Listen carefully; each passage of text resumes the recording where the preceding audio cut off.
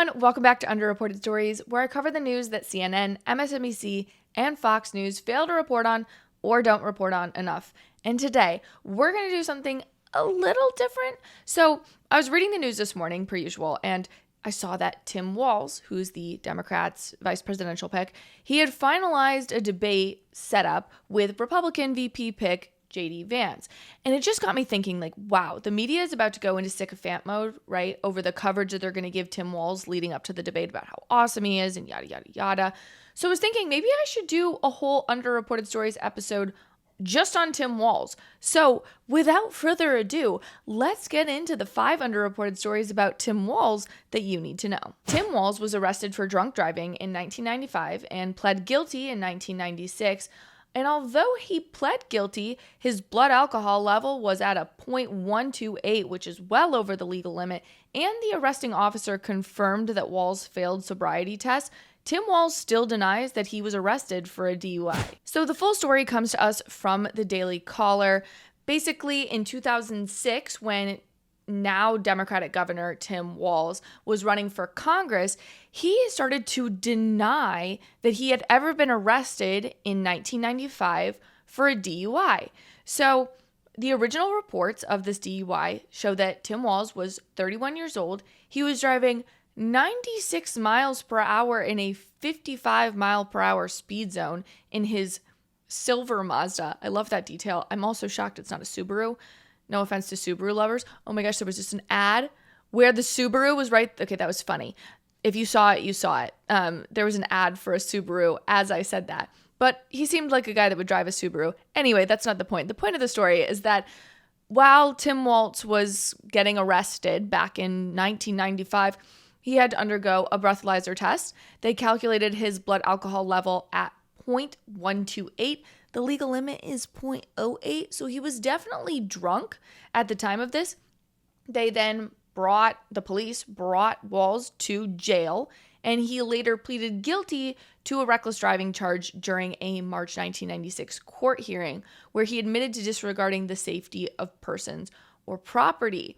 Walz's 2006 congressional campaign denied that the candidate was drunk at the time of his arrest.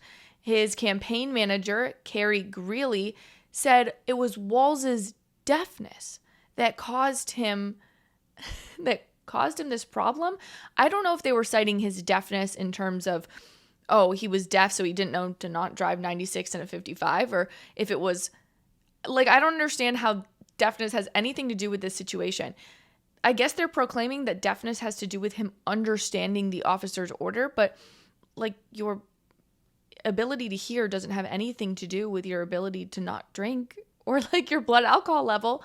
But the claim was that Walz's deafness, which was caused by his time as an artillerist in the Army National Guard, caused a misunderstanding between himself and the officer. He couldn't understand what the officer was saying. That's what's going on. So I wanted to dig deeper into this claim that Tim Walz wasn't drunk. He was just deaf, which is such a crazy claim. But we don't need to speculate. We don't need to think about it because the police officer who arrested Walz for a DUI spoke with the Daily Beast and told everything about how Walz was telling the truth at the time. He accepted being arrested for a DUI at the time and then went on to deny it when his actions were politically inconvenient. Now, I will say that the Daily Beast's coverage of this in general is a little sycophantic, but it was the original source of the interview, so I'm going to give credit where credit is due. So Nebraska State Trooper Stephen Rogorshik was the one that spoke with the Daily Beast about all of this. And he said, one of the things I've always said is anyone can get a DUI. It's what you do with it after you get the DUI. He said, if Walz had stuck with his story of, look, it changed my life, I stopped drinking, I would commend him 1,000%. And that's not what happened. What actually happened was that, according to a transcript of a hearing that followed the September 23rd, 1995 arrest of Walz, it shows that he initially responded just as the trooper would have hoped. He was swearing off drinking. He was a teacher, a football coach, and he immediately reported the incident to his principal at Alliance High School, and he offered his resignation over this. And I don't understand this is where the story doesn't make sense for me from Walz's point of view. Is I don't understand why you would swear off drinking if you got pulled over and you just had a tough time understanding the officer because you were deaf. I don't know why you would swear off drinking for that. Like, that doesn't make sense at all. I believe this is the arresting officer right here with your cute little puppy. Oh, okay. So cute. So cute. So the judge concluded back in March of 96 that with the hope that Walz would give proof of adulting, every adversity has seed of greater benefit. I guess Walz could have been sent to jail for driving over 90 miles per hour and with a BAC over the legal limit, but he was allowed to plead guilty at a reduced charge of reckless driving and got off with a $200 fine plus court costs. But what's really interesting is, let me find this part. Yes. So the Daily Beast reporter brought up to the state trooper and said, hey, Greerly, this old 2006 campaign manager for Tim Walz. I hope you guys are sticking with me on this because it's a little confusing. So the campaign manager for Walz's 2006 campaign said, remember, that he couldn't understand what the officer was saying. And that was why Tim Walz got this DUI or whatever, which is insanity. So the Daily Beast reporter goes on to ask the arresting officer, what do you think of this? And he says, all of my friends laugh because everyone knows if I do one thing, it speak very loudly. My wife and kids and mom are all laughing, saying, Stephen, you've never been told to speak up. Now, of course, I do like to take this story from like 5,000 feet above. Of course, this is the 90s. It's well before Uber or Lyft, so times were different. I understand that. It still doesn't warrant driving 99 miles per hour, but let me just get to my frank assessment, which is that if this story were just reported as is without the lies, it would be a nothing burger. Like if Tim Walz just admitted that was awful and he never should have done that, take responsibilities for your action and then rectify him, what he seemed to have done originally as a young professional, that would be a good idea and the story would be nothing. But vying for power corrupts people. And it seems like Tim Walz would rather lie about his actions than take responsibility for his actions. And even all these years later, when even the arresting officer at the time admits, if he had just fallen on his sword back in 2006, this wouldn't be that big of a deal. It's honestly political malpractice. Like the truth is going to come to the light of day in modern journalism with investigative, honestly partisan journalism. So I don't know what in the world he was thinking there. Next up, as the governor of Minnesota, Tim Walz signed a law mandating racial quotas throughout the state's health departments. So this mandated that there be an ethnic breakdown on all committees within the state's health departments. Bonus, this bill was signed last May, so not that long ago. I don't just want to pull up any article for you though. I'm going to pull up the primary source of this. This is the actual law, so you can see that I am not dramatizing this legislation. This is exactly what is written. You can read it and judge for yourself whether you think that this is appropriate. Okay, so this is the law right here. Health Equity Advisory or Advisory and Leadership, the HEAL Council is what it's called. It says that it's a establishment, quote, or semicolon, composition of advisory council. The Health Equity Advisory and Leadership, or HEAL Council, consists of 18 members appointed by the Commissioner of Health who will provide representation from the following group: African American and African heritage communities, Asian American and Pacific Islander communities, Latino, Latinx communities, American Indian communities and tribal governments and nations, disability communities, lesbian, gay, bisexual, transgender, and queer LGBTQ communities, and representatives who reside outside the 7-county metropolitan metropolitan area. Wow. So yes, it is mandated that all of these health panels have representatives picked on race and sexual orientation as opposed to, based on their credentials or their knowledge of the subject. I believe critics of my interpretation of the law say things like, well, of course, we're going to pick the most knowledgeable people.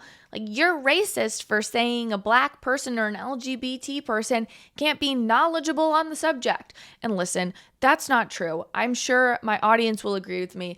I wouldn't give a flying fart if the entire committee was composed of black women or gay tribal men. I couldn't care less, as long as the reason that the entire committee is black women or gay tribal men is because those people were picked for the committee to be the best people, not because they're black women or gay tribal men.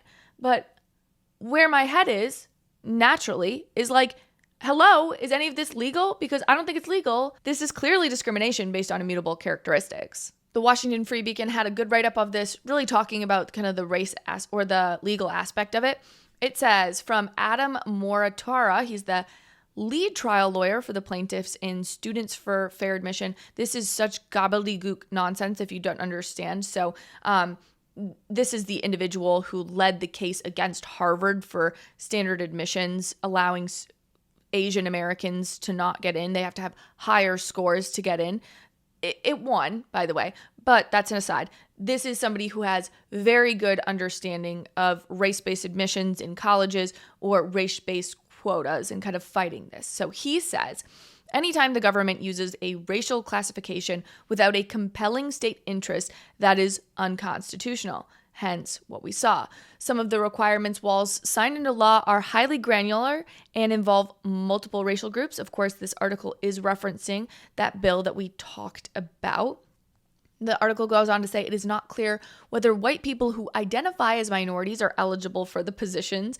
Walz and the Harris campaign did not respond to requests, but where is this? Oh yes, the quotas mark a stark contrast with the image of a vernacular Midwestern moderate that Walz and the people who want him to win have sought to project since he was rolled out in Philly the other week. But, we're going to go through more of his other legacy. But all in all, no matter what you're creating, this is clearly illegal. You can't do this. And why this is so important, why I want to harp on this, is because if Tim Walz is willing to enact a clearly illegal bill into state law, make no qualms, he'll do it on a federal level as well. If you're liking today's show and learning a lot, I bet you have a friend or a family member that would appreciate this show too. If you're watching on YouTube, Rumble, or X, when you're done liking and subscribing to the channel, be sure to send this video to a friend. And listening audience, once you've dropped a 5-star review, send this to a friend, especially your independents or RFKJ supporting friends, okay? They don't have to agree, but the more they know and the more we can inform people, the better. Okay, on to our next story. Tim Walz is obviously trying to paint himself as a moderate, but he's undeniably radical on the issue of gender. Tim Walz said in 2017 that 10-year-olds can choose their gender and the bathroom facility of their choice. Video footage from a town hall from 2017 showcases exactly what Walz believes. And when I think through this, when I say this as a teacher, there's about 150,000 of our children identified in our schools, in our public schools, trans students. And as a teacher, my number one responsibility in the classroom was the safety, security, and belongingness of every single child in that classroom. And if this child, for those who have concern, and I will not minimize people's concerns who are concerned that this is going to make an unsafe situation, whatever, I ask you that in many cases, these are children my son's age, a 4th grader, a 10-year-old, who just wants to go to the bathroom, and their identity is they are male or female, and they just go in that bathroom and use it. I'm not trying to opine on this issue at hand, but I'll absolutely say that this is not a moderate position. The Democratic Party structure, they have 2 positions that I believe serve them well at the voting booth, but are actually really out of touch with the average liberal. And I believe that's abortion and gender issues, okay? Your typical liberal, this is not your extreme leftist that you see on Twitter, okay? I'm thinking your apathetic suburban mom liberal believes that abortion should be allowed probably until the end of the first trimester, and that for the handful of transgender people identifying as transgender as adult, we should, quote, just, be nice to them And they want to help the young kids that have gender issues and be nice to them, but they also secretly don't think the kids should have access to medical care. So I'm not saying any of those positions are right. I'm just telling you that is what the moderate or average moderate Democrat in America believes. What Tim Walz just said is not moderate. It's well beyond the extreme viewpoint. And it's not just like his one town hall statement that leads me to believe this. There's countless statements he's made about this. Reading from the Daily Wire, it's an original piece from Spencer Lindquist, I guess? Lindquist. Yeah, that's how you would say it. Doesn't matter. Anyway, these are the comments that Tim Walz made. They resurfaced that video that we just watched. And it also points out that Walz maintains an extreme position on specifically minor gender issues. After being elected to governor in 2018, he signed legislation allowing the state to seize custody of children whose parents refuse to provide so-called gender-affirming care. Again, this is a treatment that includes puberty blockers and cross-sex hormones and can possibly render children infertile permanently, obviously. So Walz recently signed an executive order reaffirming the legality of child sex changes. Minnesota Lieutenant Governor Peggy Flanagan wore a shirt to the signing that read, "Protect trans kids," with a knife across it, while a 6-year-old boy wearing a dress stood by Tim Walz.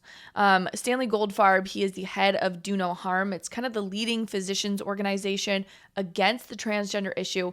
He said, quote, "Tim Walz's record of promoting transgender medication and surgeries on vulnerable children is out of step with science and best medical practices to protect children." Again, the European Union and other European nations do not have these standards, okay? These are very radical standards, not just in terms of America, but across the globe. And I want to clarify with something too. Like, I'm not just calling Tim Walz a radical because it makes me feel good about my election chances in November. No. This is a factually radical ideology comparative to the American belief system, compared to the European, the whole globe, and compared to Tim Walz's own party. And apparently, gender ideology isn't the only time Tim Walz has been too radical for his party. Tim Walz is actually so extreme on abortion that Nancy Pelosi once told him he needs to, quote, "tone it down to be more moderate." And this isn't insider information like, oh, it was alleged that Nancy said this. No. Tim Walz told us this himself. And my record is so pro-choice, Nancy Pelosi asked me if I should tone it down. I stand with Planned Parenthood, and we won. And beyond just these comments, Tim Walz also signed into law what he called the Protect Reproductive Options Act. And the conservative pushback to this bill is that it allows abortion up until the moment of birth. So I don't want to just give you the talking points. I pulled the bill up. So here it is. I want to read it almost in full. It's really, really short, but I think it's important that we read primary sources and we don't dull ourselves to that. I hope my audience knows I want to give you the most up-to-date, accurate, honest information, and this is it. This is the bill. So this says, short title, this section may be cited as the Protect Reproductive Options Act, and it says, for purposes of this section, reproductive health care means health care offered or furnished for the purpose of preventing pregnancy, terminating a pregnancy, managing pregnancy loss, or improving maternal health and birth outcomes. Reproductive health care includes, but is not limited to, contraception, sterilization, preconception care, maternity care, abortion care, family planning and fertility services, and counseling regarding reproductive health. Okay? It then goes on to say reproductive freedom. Every individual has a fundamental right to make autonomous decisions about the individual's own reproductive freedom, including the fundamental right to use or refuse reproductive health care. I will just say as an aside, you don't have a fundamental right to do that, but there's no one in the Constitution that says that, but this bill is creating that right, okay? It goes on to say, every individual who becomes pregnant has a fundamental right, now under this bill, to continue the pregnancy and give birth or obtain an abortion, and to make autonomous decisions about how to exercise this fundamental right.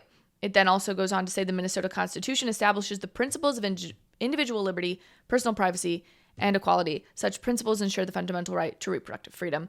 It then goes on to say local unit of government limitation. A local unit of government may not regulate an individual's ability to freely exercise these fundamental rights. So I do have a caveat just for my audience. I want to be very upfront. I don't like talking about abortion. Like it's probably one of my least favorite issues to talk about. We all have issues we like to talk about. They galvanize us. They make us passionate. Like, I get why people are passionate about this. I'm not saying it's a bad issue. I'm just like personally not passionate about this, which makes me believe I'm actually a better journalist and can talk about this issue objectively and see both sides of the argument. So the truth is, the law does not explicitly say you can have an abortion up until birth. But because it does state that the state cannot infringe on a woman's right to an abortion, it's essentially saying that the state cannot put limitations on when an abortion can happen. So the language was purposefully vague for moments like this, but I'm just going to let Tim Walz be the voice of his own abortion position, and that's that it's too radical, even for Nancy Pelosi.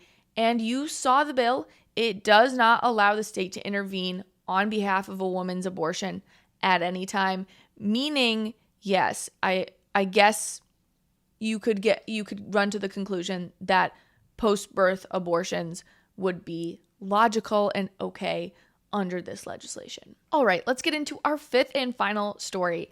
Tim Walz repeatedly hosted a cleric who celebrated the terror attacks on Israel and shared a pro-Hitler movie. Okay, so Democratic VP Tim Walz, on at least 5 occasions during his tenure as the governor of Minnesota, hosted a Muslim cleric who celebrated Hamas's October 7th attack last year on Israel and promoted a film popular among neo-Nazis that glorifies Adolf Hitler. This whole article kind of runs through all the different times in which Assad Zaman, who is the head or one of the heads of the Muslim American Society of Minnesota, joined with Tim Walz in different events. Zaman spoke at a 2020 event to call for peaceful protests with Tim Walz during the riots that were taking place in Minnesota over George Floyd's death. In April of 2019, Zaman delivered an invocation before Walz's state address. And then months before that, Zaman called for an end to a government shutdown at a press conference with Walz. There's just multiple instances where you can see the two kind of working together and doing just kind of press and PR together. So Zaman, who is from Bangladesh, said on October 7th of last year that he stands in solidarity with Palestinians against Israeli attacks, which is the day that a bunch of Israelis were killed. That day, again, which saw 1,200 Israelis murdered by Hamas terrorists. He also shared an image of a Palestinian flag on Facebook in response to a post by someone named Yusuf Abdi Abdul, director of the Islamic Association of North America, declaring that Palestinians have a right to defend themselves and the Biden-Harris administration is on the wrong side of history in supporting the extremist Zionist regime and its illegal settlements. And I don't even want to deal with YouTube and me pulling up the fact that this individual promoted the man with the mustache who did awful and terrible things that I cannot name because I do not want to be flagged. You all know who I'm talking about, okay? Anyway, nothing about this surprises me. You know, if the Harris campaign were interested in doing outreach to Israelis or like Jewish voters in America or being pro-Israel, like they would have just picked Josh Shapiro because he was a more formidable candidate anyway. But outside of his military experience, I think this showcases that Tim Walz does not have a huge record on foreign affairs. All he has is ties to this crazy person, and he said he's pro-Ukraine, and he called on Trump to end trade wars with China. But in general, his experience in this area is very minimal, so we don't actually have a lot to go off of in terms of his record on foreign relations. But I hope you enjoyed this special edition of Underreported Stories, and I hope you learned a lot. If you are a real story seeker, would you please drop the X emoji in the comments so I know who is invested in our online community. All right, enjoy your weekend, and I'll see you guys back here on Monday. Thanks so much for watching. If you liked what you heard, please be sure to give this video a thumbs up and leave a comment about how beautiful, stunning, and funny I am. And if you want more content based in logic, be sure to click over here for more videos and clips of my show. If you have the means to financially support the show, consider purchasing from my merch line, Based Apparel, linked right below. I really appreciate it, and I'll see you back here next time. Bye, friends.